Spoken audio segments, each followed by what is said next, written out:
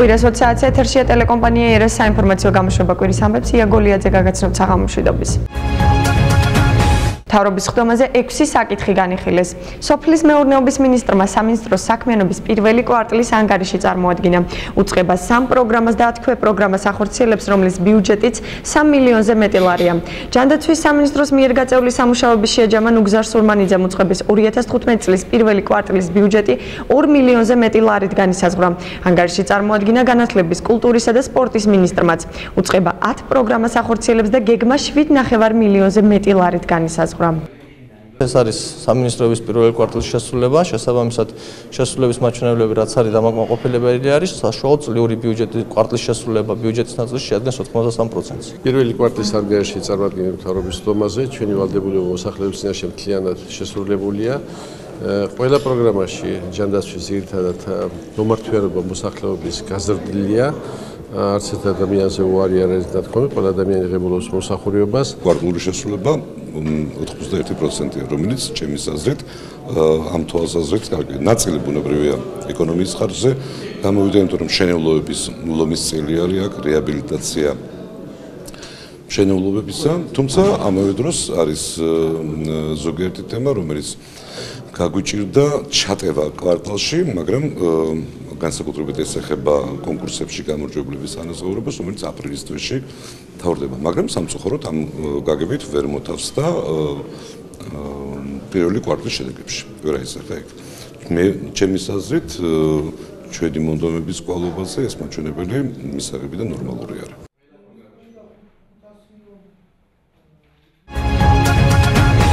საათზე მეთხანს გაგრძელდა ქალაქის მერისა და საქართველოში ჩეხეთის რესპუბლიკის ელჩის შეხვედრა. ტომას პერნიკი გიორგი ერმაკოვმა საკუთარ კაბინეტში მიიღო. გაცნობითი ხასიათის შეხვედრაზე სხვადასხვა სახის პროექტების ერთობლივად განხორციელებაზე ისაუბრეს. როგორც საქართველოში ჩეხეთის ელჩმა აღნიშნა, ბათუმი ქვეყნის ყველაზე მნიშვნელოვანი туристული центрია და ჩეხეთი მზადაა გაიზიაროს ქალაქის გამოცდილება. Батуми является, я бы сказал, самым главным туристическим центром здесь, в Грузии. Есть у него очень хороший опыт в сфере туристического бизнеса. И если вы посмотрели на данные, сколько туристов приезжает в Чешскую Республику, это сотни миллионов ежегодно. У нас есть очень развитый туристический бизнес, и мы готовы просто поменять мнение, поменять опыт, но не только в сфере туристического бизнеса, а в других отраслях тоже. საუბრობდით პროგრამებზე, რომლებიც შეიძლება ჩეხეთის საგარეო საქმეთა სამინისტროს ჩეხეთის სახელმწიფოს მეშვეობით განხორციელდეს საქართველოში ეს ძირითადად იყო პროგრამები გარდა ბიზნეს ურთიერთობისა დაკავშირებული ახალგაზრდულ საქმეებთან, განათლებასთან დაკავშირებული, კულტურასთან დაკავშირებული, ამიტომ ძალიან საინტერესო კვლევებს აფინანსებს ჩეხეთის საგარეო საქმეთა სამინისტრო. ეს არის გრანტები და ჩეხეთის საელჩომ შემოგთავაზა ვთქვათ ამ პროექტების განხორციელება უკვე ჩვენთან ბათუმში, ბათუმის მუნიციპალიტეტში. ქალაქის მერთან ოფიციალური შეხვედრის შემდეგ ჩეხეთის რესპუბლიკის ელჩს საქართველოში აჭარის მთავრობის თავმჯდომარემ უმასპინძლა არჩილ ხაბაძემ და ტომას პერნიკმა სოფლის მეურნეობისა და ტურიზმის სფეროებში თანამშრომლობის გაღრმავებაზე ისაუბრეს. დიპლომატის განცხადებით ჩეხეთი აქტიურად უწყობს ხელს აჭარის ზოგიერთ რაიონში სოფლის მეურნეობის განვითარებას და თანამშრომლობას სამომავლოდაც გააგრძელებს. ტომას პერნიკი ბათუმში ოფიციალური ვიზიტის პირველად იმყოფება, თუმცა როგორც туристი ქალაქს ხშირად სტუმრობს. Мы обсудили уровень сотрудничества между Чешской Республикой и Грузией, и между Чешской Республикой и Ачарской автономной республикой. Продискутировали возможности углубления этого сотрудничества, возможности сотрудничества в сфере туризма, сельского хозяйства. Чешская Республика очень активно помогает развитию сельского хозяйства в некоторых районах Аджарской автономной республики, прежде всего в Хулском районе и в деревнях Диокриси и Дидаджара. И мы будем продолжать эту помощь. გიორგი ერმაკოვი ბათუმის სახელმწიფო უნივერსიტეტის სტუდენტებს შეხვდა. ქალაქის მერმა ეკონომიკისა და ბიზნესის ფაკულტეტის სტუდენტებს მერიის სამომავლო გეგმები და განსახორციელებელი პროექტები გააცნო. სტუდენტებმა ქალაქის მერს შეკითხვები დაუსვეს. გაფორმდა ურთიერთთანამშრომლობის მემორანდუმი მერიასა და ფაკულტეტს შორის. შეთანხმების შესაბამისად ეკონომიკისა და ბიზნესის ფაკულტეტის სტუდენტები მერიის შესაბამის სამსახურებში გაივლიან სტაჟირებას, ხოლო უნივერსიტეტი მერიის საფინანსო სამსახურის თანამშრომლების კვალიფიკაციის ამაღლების მიზნით ტრენინგებს ჩაატარებს.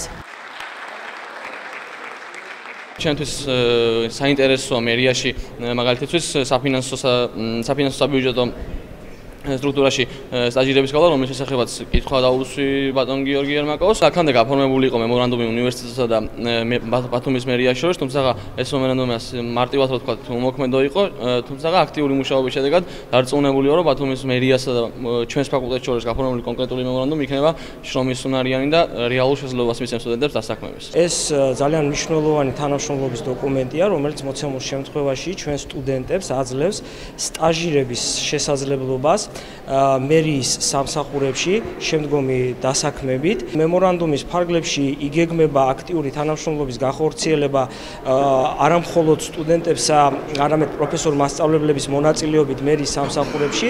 ეს ნიშნავს იმას, რომ პროფესორ-მასწავლებლები მიიღებენ მონაწილეობას იმ კვლევებში, რომელიც დაიგეგმება მერიის ფარგლებში. სტუდენტები არიან ძალიან აქტიურები. მე განსაკუთრებით აღნიშნე, როდესაც ტურიზმის მიმართულებით გაიარეს კვალიფიკაცია, მე ჩემი შევხვდი სტუდენტებს და ძალიან კმაყოფილი დავჭი. ამიტომ ვთვლი, რომ პოტენციალი გვაქვს საომავლოდ კარგი, ამ პოტენციალს სჭირდება ხელშეწყობა მაქსიმალური იმისათვის, რომ მივიღოთ კვალიფიციური კადრები და რაც ყველაზე მთავარია, ჩვენი ადგილობრივი ძალებით უნდა გქონდეს შესაძლებლობა ვიქონიოთ და ვიყოლიოთ სხვადასხვა სამსახურებში, ეს იქნება მუნიციპალიტეტები, საჯარო სამსახურები იქნება თუ კერძო სექტორი იქნება, ჩვენი ხელშეწყობით გამოვიზარდონ ნორმალური სპეციალისტები, რომელსაც ჩვენ დამატებით ცოდნას უნივერსიტეტთან ერთად შევძლებთ მივცეთ. შუახევში მომხდარ ინციდენტს გამოეხმაურა ჯემალ ფუტკარაძე, უმაღლესი საბჭოს ჯანდაცვის კომისიის თავმჯდომარემ, საქართველოს ჯანდაცვის სამინისტროს მიმართა და ევექსა და საჯარო უწყებას შორის დადებული ხელშეკრულების გასაჯაროება მოითხოვა. შეგახსენებთ, რომ შუახევში სამედიცინო ცენტრში მიყვანილი დაჭრილი ახალგაზრდა ადგილზე ქირურგის არ ყოფნის გამო გარდაიცვალა, რაც იმით იყო გამოწვეული, რომ კორპორაცია ევექსმა მუნიციპალიტეტის სავადმყოფოში სხვადასხვა სახის მომსახურება შეწყვიტა. გაასაჯაროონ ის ხელშეკრულება, რომელიც დაიდო ჯერ კიდევ 2010 წელს, ევექს ჰქონდა ვალდებულება 7 წლის განმავლობაში შეენარჩუნებინა პროფილი. რას ნიშნავს პროფილის შენარჩუნება? რომ გაეწია შესაბამისი სამედიცინო მომსახურეობა. ჯერ არ არის 7 წელი გასული, გამოდის რომ ხელშეკრულება უკვე დაარღვია ამ სამედიცინო კომპანიამ, საქართველოს ჯანმრთელობის დაცვის სამინისტრომ უნდა გადახედოს ამ ხელშეკრულებას და მკაცრად მოთხოვოს პასუხი აი ამ კორპორაციას იმასთან დაკავშირებით, რომ ეს შემთხვევა, ეს ძალიან ტრაგიკული შემთხვევა იყოს საბოლოო წერტილი. შუახევში მომხდარი მკვლელობა შინაგან საქმეთა სამინისტრომ ცხელ კვალზე გახსნა. გამოძიებით დადგინდა, რომ დაკავებულმა ავტოგასამართის სადგურის მიმდებარე ტერიტორიაზე ურთიერთ შელაპარაკების ნიადაგზე მოქალაქეს ცივი იარაღით 2 ჭრილობა მიაყენა. იგი სამედიცინო ცენტრში მიყვანის შემდეგ გარდაიცვალა. ხელკვალზე ერთი პირი დავაკავეთ, რომელმაც დაბა შუახევში ურთიერთ შელაპარაკებისას ცივი იარაღით მოქალაქე დაჭრა, რომელიც მიყენებული ჭრილობებისაგან საავადმყოფოში გადაყვანის შემდეგ გარდაიცვალა. ბრალდებულმა ასევე ურთიერთ შელაპარაკებისას ჭრილობები მიაყენა 2 პირს. მათი ჯანმრთელობის მდგომარეობა ამ დროისათვის დამაკმაყოფილებელია. ბრალდებული მომხდარიდან 1 საათში ჩატარებული სამძებრო და საგამოძიებო ღონისძიებების შედეგად დავაკავეთ. გამოძიება განზრახ მკვლელობის ფაქტზე მიმდინარეობს. შოთა რუსთაველის სახელმწიფო უნივერსიტეტში საჯარო ლექციები ჩატარდა თემებზე, რას ნიშნავს ბიზანტია და რავენა გვიან ანტიკური ხანის დასავლეთ ევროპის დედაქალაქი. სტუდენტებისა და პროფესორ-მასწავლებლებისთვის საჯარო ლექციები იენის ფრიდრიხ შილერის სახელობის უნივერსიტეტის პროფესორმა ანეგრეტ პლონტკე-ლუნინგმა წაიკითხა. საჯარო ლექციები აჭარის განათლების, კულტურისა და სპორტის სამინისტროს უმაღლესი განათლების ხელშეწყობის ქვეპროგრამის ფარგლებში ჩატარდა. ძალიან მიხარია, რომ მომეცა საშუალება ბათუმის სახელმწიფო უნივერსიტეტში ჩავატარო ლექციები ჩემს საყვარელ ეპოქაზე. თემა ეხებოდა ბიზანტიას, ვისაუბრე რომის სახელმწიფოს განვითარების ეტაპებზე. ძალიან საინტერესოა მეორე ლექციაც, რომელიც ეხება ქალაქ რავენას. მიხარია, რომ აუდიტორია არის სტუდენტებით სავსე. ბიზანტიის ისტორია მისი კულტურა, ლიტერატურა, ტრადიციები, ვფიქრობ, ჩვენი უნივერსიტეტის სტუდენტებისათვის საინტერესო იქნება, რამდენადაც სასწავლო პროგრამებში ფიქსირებული არის როგორც ბიზანტიის ისტორია საგანი და სწორედ ცნობილი მეცნიერის მიერ წარმოდგენილი ღია ლექციები დიდ დახმარებას გაუწევს როგორც სტუდენტებს, ისე ლექტორ-მასწავლებლებს, რადგანაც წარმოდგენილ მოხსენებებში იყო ბევრი სიახლე, რაც ქართული ისტორიოგრაფიისათვის იყო უცნობი. აჭარის განათლების სამინისტრომ უნივერსიტეტებისათვის დაფინანსების გასაცემად ახალი პროგრამული გაწერის სისტემა შეიმუშავა.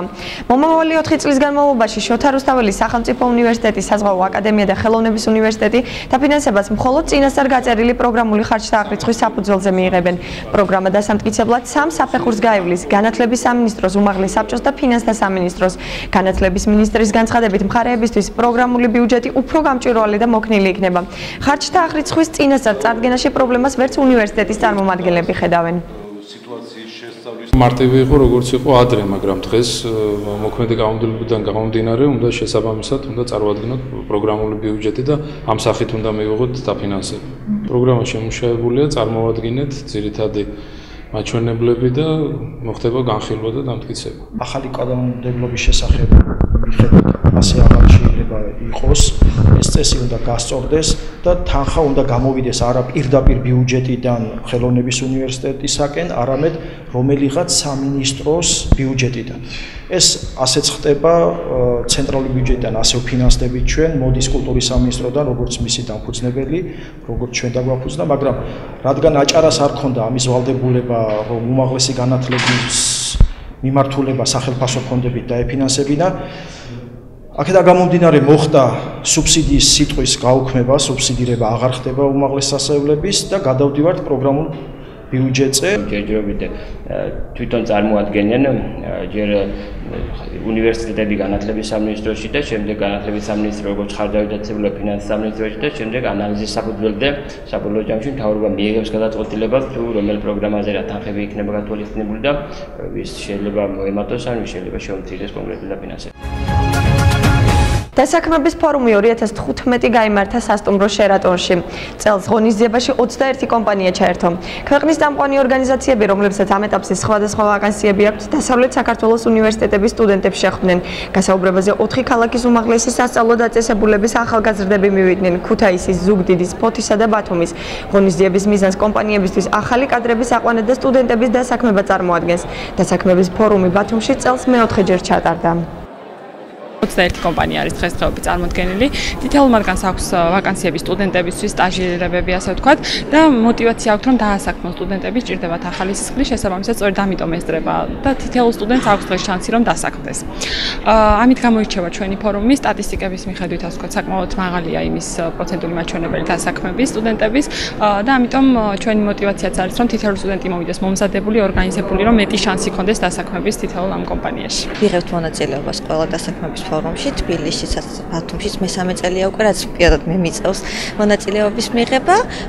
ძალიან კარგი ნაკადი მოდის ხოლმე როგორც წესი და ვარჩევს აქედან აქტიურად კადრებს. გამოაცხადეს, რომ 8 მაისს იქნებოდა შეხვედრა, სადაც იქნებოდა კომპანიები, რომლებიც შემოგთავაზებდნენ სამსახურს ჩვენი შესაძლებლობებიდან გამომდინარე და ჩვენ გასაუბრების შედეგად შევძლებდით მუშაობის დაწყებას. მე მჯერა იმის, რომ ანუ ყველა კომპანია იქნება კომპეტენტური და მიიღებენ ისეთ გადაწყვეტილებას, რომ ჩვენ დავიწყებთ მუშაობას და შევძლებთ ჩვენი ანუ შესაძლებლობების გამოვლენას.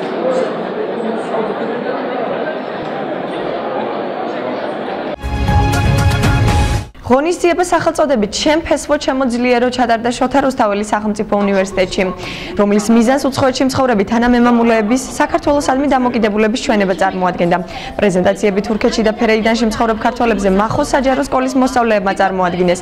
ღონისძიებაში მონაწილეობა უნივერსიტეტის ფოლკლორულმა ანსამბლებმა მიიღეს. შეხვედრა მახოს საჯარო სკოლის ინიციატივითა და არასამთავრობო ორგანიზაცია შეზღუდული შესაძლებლობების მქონე პირთა უფლებებისათვის ხელმძღვანელობით დაიგეგმა. ღონისძიებას მოწვეული სტუმრები ესწრებოდნენ. ღონისძიება ეწოდება თურქეთელ და ფერეიდნელ ქართველებს. მიზანი იყო ის, რომ ჩვენს თაობას, ახალგაზრდა თაობას ცოდოდა, რომ ქართული სულის ნაწილი არის თურქეთში და ყოფილიყო მათთან კავშირი, მოწვეულია სტუმრები და ჩვენ შევეცადეთ, რომ გქონოდა ინფორმაცია მიგვეწოდებინა იმ ადამიანებისთვის და გვეთქვა, რომ ამდენი წლის შემდეგ ჩვენ გვახსოვს ფერეიდნელი და თურქეთელი ქართველები. ერთხელ ტელევიზიით გადმოსცემენ ფერეიდნელ ქართველებთან დაკავშირებით. ეს ინფორმაცია მოვისმენ და დავინახე ადამიანი, რომელიც ტიროდა იმის გამო, რომ ქართულ ენას ვერ სწავლობდნენ და ამან უკვე დამაინტერესა, ვაპირებდი საკონფერენციო თემის დაწერას და გადავწყვიტე, რომ ამ ადამიანებთან დაკავშირებით დამეწერა ეს თემა და განმეხილა ეს პრობლემები. შემდეგში უკვე სოციალური ქსელების საშუალებით, Facebook-ის საშუალებით დაუკავშირდი ფერეიდნელ ქართველებს და უფრო ღრმად გავეცანი მათ ცხოვრების სტილს. ვფიქრობ, რომ ეს თემა არის ძალიან პრობლემატური. ბავშვების კვლევით ჩატარებული ნებისმიერი ღონისძიება მისასალმებელია და ჩვენგან მხარდაჭერა ჭირდება. გამოძებნეს, დაუკავშირდნენ თურქეთში და ირანში მცხოვრებ ქართველებს, მოიკვლიეს მათზე მასალები და წარმოუდგინეს ფართო საზოგადოებას.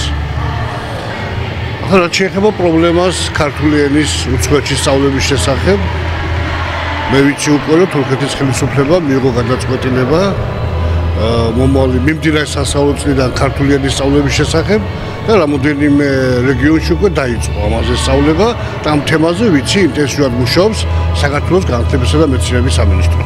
საუკუნეებია უცხო მიწაზე დაასახლა. შეჩერებული ქალაქის მუზეუმი ასე დაერქვა ნაციონალური მოძრაობის ბათუმის ოფისს. აჭარაში რევოლუციის 11 წლის იუბილესთან დაკავშირებით ნაციონალურმა მოძრაობამ იმ პროექტების გამოფენა გახსნა, რომლებიც მათი ხელისუფლებაში ყოფნისას დაიგეგმა და არ განხორციელებულა. ყოფილი ხელისუფლების წარმომადგენლების ინფორმაციით, აბაშიძის ქუჩაზე მდებარე მუზეუმი დაინტერესებული მოქალაქეებისთვის ყოველ დღე უფასოდ იმუშავებს. ბათუმის საკრებულოს ნაციონალების წარმომადგენლის გიორგი კირთაძის განცხადებით, ბათუმი დაპაუზებული ქალაქი გახდა. მივიღეთ ის ქალაქი, რაც გვაქვს. ქალაქი, რომელიც დაპაუზდა 2012 წლის 1 ოქტომბერს. ქალაქი, რომელიც გაჩერდა 2012 წლის 1 ოქტომბერს. უკვე მესამე წელია და ვერც ხაპაძე, ვერც ერმაკოვანი ზოგადად, ვერც ივანიშვილმა და ვერავინ ვერ შეძლო ქალაქში ერთი მეტნაკლებად მნიშვნელოვანი ინვესტორის შემოყვანა, რომ რაღაცა თემა ყოფილიყო მათი გადაწყვეტილი, მათ აეშენებინათ, მათ გაეფორმებინათ ხელშეკრულებები და ასე შემდეგ. ყველა ამ პროექტის უკან დგას სერიოზული შრომა და დგას კონკრეტული მოლაპარაკებები, მნიშვნელოვანი ნაწილი მათი უკვე იყო გადაწყვეტილი. ის რომ შეძლო და ეს პროექტები ბათუმში გააჩერო, ამას ჭირდება ძალიან დიდი მოხერხება. ეს მოხდა მერის არქივში და არავინ არ ინტერესდება ამ თემის გაგზელებით თუ განხორციელებით. ეს ერთ-ერთი მნიშვნელოვანი თემა იყო, რომელიც ჩვენს ქალაქს კიდევ უფრო საინტერესოს გახდიდა და ტურისტებისთვის მიზიდულობა უფრო მეტი იქნებოდა. დღეს ყველა საუბრობს, რომ თურმე ჩვენი ქვეყნის გადარჩენა ინვესტიციებში და ტურიზმის განვითარებაში ყოფილა. მესმის ეს ყველაფერი, რომ 2 წელიწად ნახევარი დაჭირდა ახალ ხელისუფლებას იმის გაგებისათვის, რომ ეს აუცილებელი ყოფილა. მაგრამ რას აკეთებენ ამისათვის? ჩვენ ვაძლევთ ჩანს, რომ მოვიდნენ აქ, ვაჩვენებთ და ჩვენს იდეებს შევთავაზეთ, რომელიც ნამდვილად გამოადგება ჩვენს ქალაქს და ის რაღაც დაკომპლექსებული დამოკიდებულება, რომელსაც მათ გააჩნიათ წინა ხელისუფლების წარმომადგენლები და რაღაცნაირად უნდა დაამსხვრიონ. კალათბურთში სუპერლიგის მეოთხედფინალური სერიები გრძელდება. ბათუმის სპორტის სასახლეში ერთმანეთს ბათუმისა და ქუთაისის საკალათბურთო გუნდები დაუპირისპირდნენ. თამაში დაძაბულად წარიმართა. საქართველოში 24 ეროვნული საკალათბურთო ჩემპიონატის პლეი-ოფის მესამე რაუნდი ბათუმელი სპორტსმენების გამარჯვებით ანგარიშით 76-73 დასრულდა. დაძაბულესი თამაში, რა ვიცი, ფაქტიურად სასწაული თამაში იყო, მაყურებელს ძალიან გაუხარდა, რა თქმა უნდა, ჩვენს ჩვენს ეთერში ახლა რეკლამის დროა. რეკლამის შემდეგ დავბრუნდებით, დაგველოდეთ.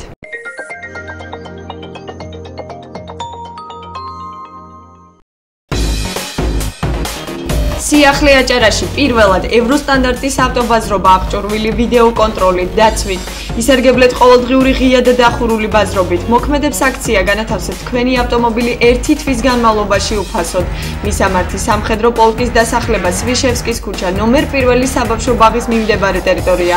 მობილური ტელეფონი 579 80 50 00.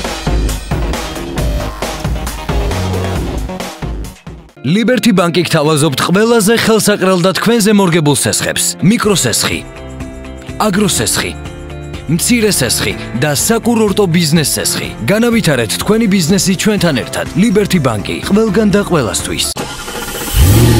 Royal Taxi თქვენი უსაფრთხო და კომფორტული მგზავრობის გარანტია მუშაობთ 24 საათიდან გაკავშირებით ნომერს 179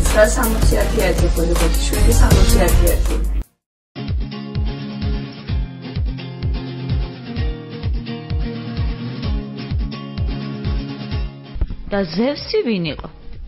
ზევსი? ზევსი მეთევსე შეიძლება იყოს. ვინ იყო საქართველოს პირველი მეფე? საქართველოს პირველი მეფე მე გავაკეთე ზემში ბაღი რომ მქონდა და ბაზარა არის. ბაზარი არის როცა ბაბუები მიდიენ და სოკოს კიფლავებს.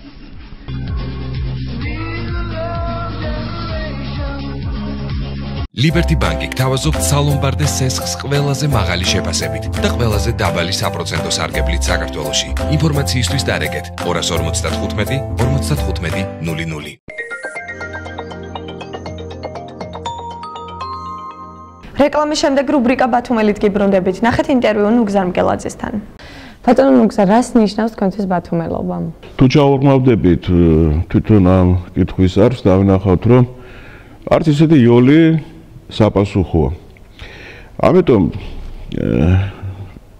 შეიძლება ითქვას, რომ ჩვენთვის ბათუმი არის ძალიან მნიშვნელოვანი, ბათუმი არის სიყვარული, მაგრამ მინდა რომ დასაბუთებული იყოს გარკვეული სახით ის ფრაზები და ის სიტყვები, რასაც მე ვამბობ. პირველი ეს გზნობა ქალაქის მიმართ, ბათუმის მიმართ რამდენიმე მიზეზის გამო გამოჩნია.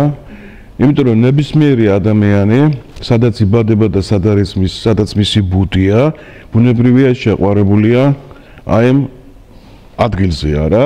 ეს ოჯახი იქნება დაუშვათ, სადაც შენი წინაპრები და მშობლები არის, სადღის როლია ის არის, არა? ჩემი სამშობლოც ის არის, სიტყვაზე ვამბობ, ესეთი პერიფრაზირება გავაკეთებ რაფაელერის თავზე. ბუნებრივია თავისთავად ეს განსაზღვრავს ქალაქისადმი ჩემს სიყვარულს. გარდა ამისა, ეს არის მეხსიერება ქალაქის მიმართ. მე ბათუმში დავიბადე, დავამთავრე ყოფილი პირველი სკოლა, ახლა მეორე სკოლა ქალაქის ცენტრში მდებარეობს. ბათუმის საუკეთესო ულამაზეს უბანში დავიბადე და 47 წელს ვარ და ბავშვობიდან სულ მიწევს აი ამ ადგილებში ტრიალი და ბათუმიც ჩემს თვალწინ ფაქტიურად ის ძველი ბათუმით შემთვალწინ შეიცვალა გარკვეული სახით. ბუნებრივია ესეც განაპირობებს იმ დიდ სიყვარულს, რომელიც მე აი ამ ქალაქის მიმართ მაქვს. ბათუმში ყავს მე უამრავი მეგობარი.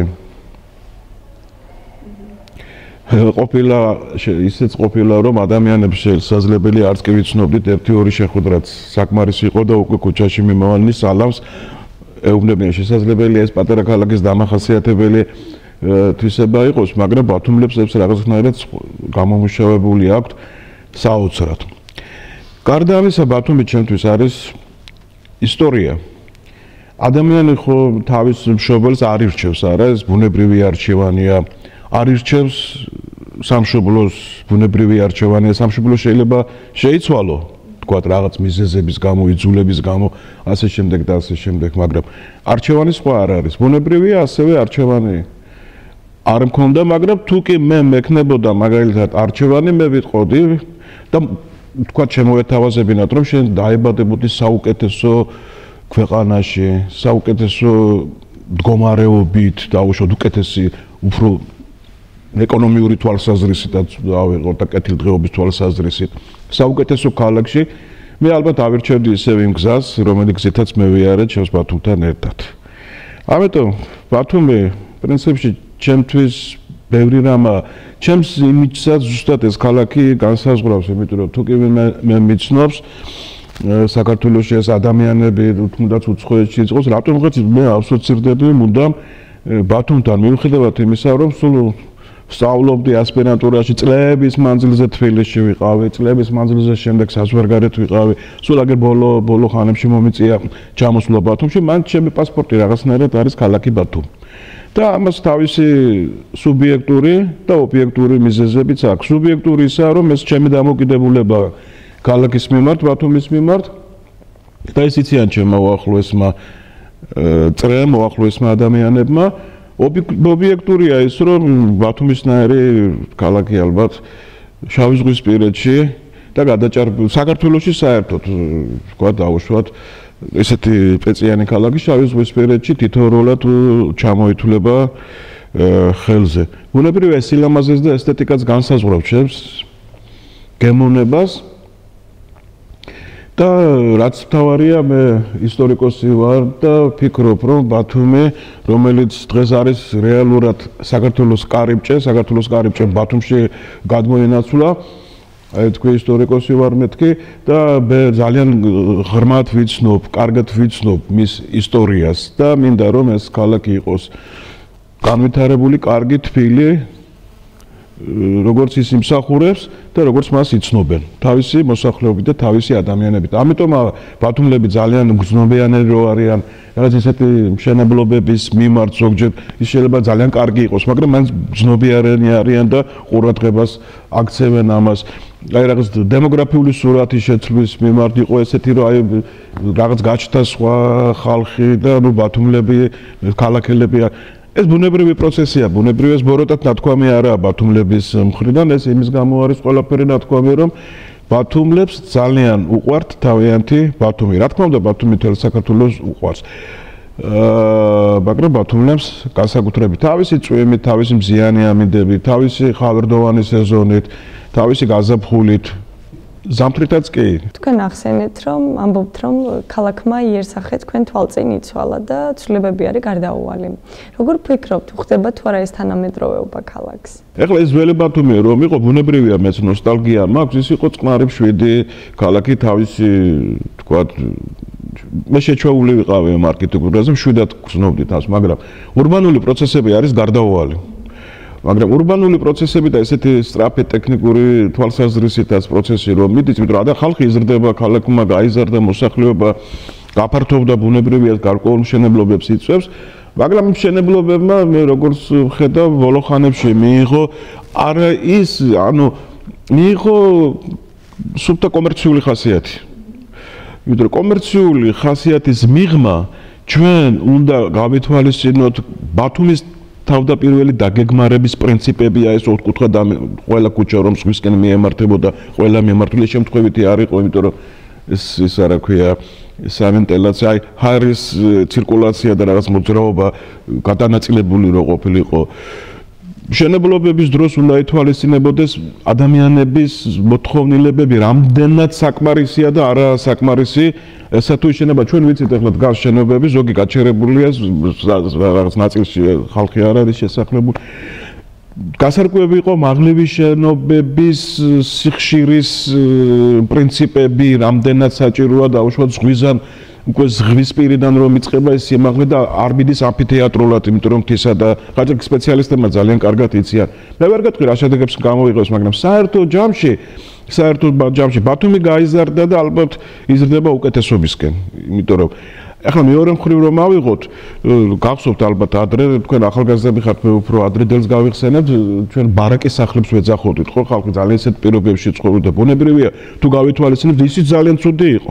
იმ ადგილებში ახლა თანამედროვე სახლები აშენდა რაღაც თანამედროვე მოთხოვნილებებს. ამიტომ ძალიან რთულია ეგ ამბები. მე ვფიქრობ, რომ აქ ძალიან კვალიფიციური არ ყოფნის ამას რაღაც კომისია და ეს თავად არქიტექტორები ვინც არიან, იმას პროექტებს ვინც აკეთებენ და ესე მათთვის უნდა იყოს ეს მნიშვნელოვანი და ძვირფასი, იმიტომ რომ ბათუმის განაშენიანება ეს იყო ფართო ტროტუარები, ფართო ქუჩები, რაღაც ევროპული იერსახე იყო, ყველა ამბობდა რომ ბათუმი აბსოლუტურად ევროპული რაღაც აზიური შერეული მასში, აღმოსავლური არა, მაგრამ ისე რაღაც დოზირებულად რომ გადაჭარბებული არაფერი არ იყო და ეს ქმნიდა კოპსია რაღაც კარგ იერსახეს. ბათუმს ეს დღესაც შენარჩუნებული იყო. თქვენ გადახედეთ ახლა თურქეთშიც აი მთელ სამსუნამდე რომ ეხვითეთ, რადგან ამფითეატრული დასახლებებია ფაქტიურად სანაპიროდან მაღლდება ტერიტორია არ აქვს. ბათუმის მაგვარ ქალაქს ესე იგი ვერ ნახავთ თანიანთი დაგეგმარები და განაშენიანების. ამას თავიდანვე ედო განსაზღვრული პრინციპები თავიდანვე ქონდა საბუძველი ჩაყრილი, ახლა რაც არ უნდა შეცვალო ის თავისი სურნელება ბათუმს ყოველთვის ექნება, მაგრამ ყველაფერში არის საჭირო ზომიერება. ალბათ დამეთანხმებით ამ ვითარებაში, ზომიერება სასურველია, რა თქმა უნდა, პირველ რიგში ქალაქის მიმართაც, რომ ჩვენ არ დავკარგოთ ქალაქი. ახლა ბავშვები რომ ებადებიან, ახლა პატარები როცა ებადებიან, მისთვის ეს ქალაქია უკვე ზვირფასი, ამდაგვარი ქალაქია. ამიტომ ის კარგია ძველი ბათუმი რომ აღდგა რაღაც რეკონსტრუქციები გაკეთდა, ბევრი კარგი რამეები გაკეთდა სხვათა შორის და კეთდება კიდეც. მაგრამ ბევრი რამ დაფიქრებას მოითხოვს. როგორ ფიქრობთ, რითია ქალაქი განსაკუთრებული? ქალაქის ადგილმდებარეობა განსაკუთრებულია, იმიტომ რომ თუ ამაზე ვისაუბრებ, ზღვაში თუ გარედანაც მახინჯაური მწვანე კონცხიდან თუ კი დავაკვირდები, ზღვაში როგორაა სოლისებურად არის არა შეჭრილი. ბათუმის ადრინდელი დახასიათებით აქ ისეთი ყვირალა ბუჩქნარი იყო და ჭაობიანი ადგილები იყო, შემდგომში მოხდა იმის ამოშრობა და უკვე საცხოვრებლად ძალიან ნაკლებად, იმიტომ რომ თავად ისტორიულ ეპოქებშიც ეს გეომორფოლოგიური პროცესები და რაღაცები იდიოდა მოსახლეობა მან თაგორიან და ბორცვებიან ადგილებში ცხოვრობდა, იმიტომ რომ ზღვის გამო. შემდგომში როდესაც ზღვა კლებულობდა, მოსახლეობა კვლავ ჩამოდიოდა ხიმინჯიან სახლებზე, მაგრამ საქმე რაშია ბათუმის ეს ადგილმდებარეობა, მე ახლა სოხუმი შეიძლება ამისთვის ავიღოთ, სოჩი კარგი, აქეთ მხარე უკვე იძლევა ამის საშუალებას, მე რის თქმაც მინდა, მაგრამ როგორც კი წავალთ აი სამსურის მიმართულებით, ასეთი ადგილმდებარეობა უკვე ზღვისპირა ჩვენ არ აგვაქვს, იცი? აი როგორც ამას წინათ აღვნიშნე, პირდაპირ ეს ამაღლება, ტერასული ამაღლება, მთიანი ამაღლება იწყება ფაქტიურად ზღვიდან. რჩება მხოლოდ ზღვის ადგილი. ანუ იქ უკვე იძულებულია მოსახლეობა ტერასული პრინციპით მოაწყოს თავისი ცხოვრება. ფაქტიურად ეს არფიდან იწყება უკვე. ეს პრინციპი. ბათუმი არის უკვე ერთადერთი ნავსაყუდელი და ერთადერთი ქალაქი სანაპიროზე, რომელიც როგორც დავიწყეთ ჩვენ გეოგრაფიული თვალსაზრისითაც, აი ამ ლანდშაფტითაც ერთ-ერთი საუკეთესოა. გამორჩევით რა გამოირჩევა ახლა ბათუმს გააჩნია თავისი სპეციფიკური სუბტროპიკული რა თქმა უნდა თავისებრივ ფლორაც, ფაუნაც, ყველაფერი ეს თითქოს შემთხვევითია, მაგრამ ის ჩვეულებრივი ამბავია, მაგრამ ეს ფაუნას და ფლორაც ადამიანის ხასიათზე, ბუნებაზე, განწყობაზეც დიდ გავლენას ახდენს. ეს ზღვას, მიუხედავად იმისა, ბათუმლების ზღვაზე ძალიან იშვიათად დადიან ხოლმე და საოცარია და არ ვიცით რას დავაბრალოთ. ალბათ მუშაობთ აქ და ამის გამო არ დავდივართ და ნაკლებად დავდივართ. ეს რაღაც ხასიათის ესე იგი ამბავია. ბათუმში მუშაობას დასვენებაა რა, მე მგონი რა, შრომაც. თუ მერწმუნებით რა, სიამოვნების პროცესია უბრალოდ გარეთ გასაიბნება რა ღირს, როცა კარგი ამიდებია ხოლმე. ამიტომ ბათუმს ეს გარეგნული უწყობს ხელს.